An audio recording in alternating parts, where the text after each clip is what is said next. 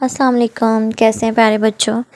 ہاں جی، تو یہ ہمارا آج کا کام ہے 11 اپریل میں۔ دیکھیے سبق ہے ہمارا، ہم پاکستانی بچے ہیں نظم دوستوں کا خط تحریر کر سکیں، خط لکھ سکیں۔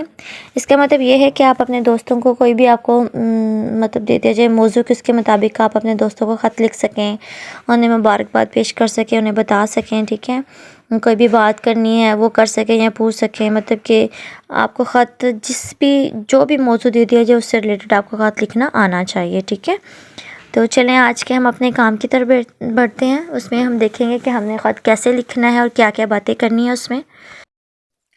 ہاں جی، تو 11 اپریل کی تاریخ میں ہمارا جو کام ہے اس میں دیکھیے سب سے پہلے پڑھنے کے دوران میں ہم کس سے ڈرتے ہیں؟ تو ہم اللہ تعالیٰ سے ڈرتے ہیں، ٹھیک ہے۔ اس کے بعد ہے کہ نظم کے مطابق ہم کس کی اولاد ہیں؟ تو ہم نظم کے مطابق ہم جاں بازوں کی اولاد ہیں۔ اس کے اوپر ہی آپ نے لکھ لینا ہے، ٹھیک ہے۔ اس کے بعد آگے دیکھیں، آگے سوال نمبر جو 3 ہے وہ ہم نے کرنا ہے۔ سوال نمبر 3 ہے کہ نظم کے مطابق درست الفاظ لکھ کر اسے مکمل کریں۔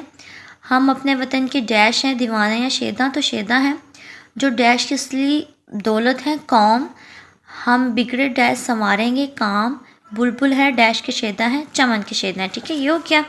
اس کے بعد آگے آ جائیے، نیکسٹ پیج پہ چلتے ہیں۔ ہاں جی، یہ دیکھیے اس میں سوال نمبر 12 اور 13 ہے۔ 12 اور 13 پہ ڈیٹ لگا لیجیے، ٹھیک ہے۔ 13 جو ہے ایکٹیویٹی ہے، اس کے بارے میں تھوڑا بہت لکھا ہو میں آپ کو دکھا دیتی ہوں۔ اس کے بعد ہم سوال نمبر 12 کریں گے۔ سوال نمبر 13 ہے کہ اسکول میں منعقد ہونے والے مہینہ بازار کے بارے میں اپنی رائے کا اظہار کریں اور بتائیں کہ آپ کو اس تقریب کی کون کون سی سرگرمی سب سے زیادہ اچھی لگی اور کیوں، ٹھیک ہے۔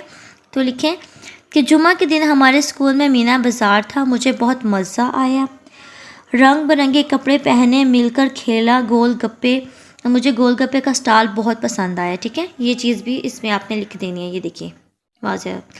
اس کے بعد دیکھیے سوال نمبر جو 12 ہے کہ اپنے دوست کے نام خط لکھیں اور اسے بزم ادب کا صدر منتخب ہونے پر مبارکباد دیں، ٹھیک ہے۔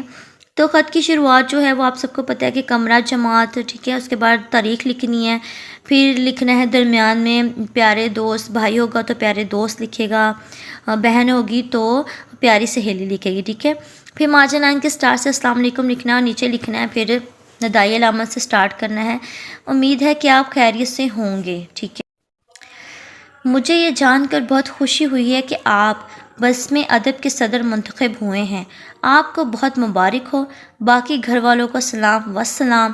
اس کے نیچے پھر آپ نے لکھنا ہے آپ کی پیاری سہیلی یا آپ کا پیارا دوست اور نیچے الف ب جیم، ٹھیک ہے۔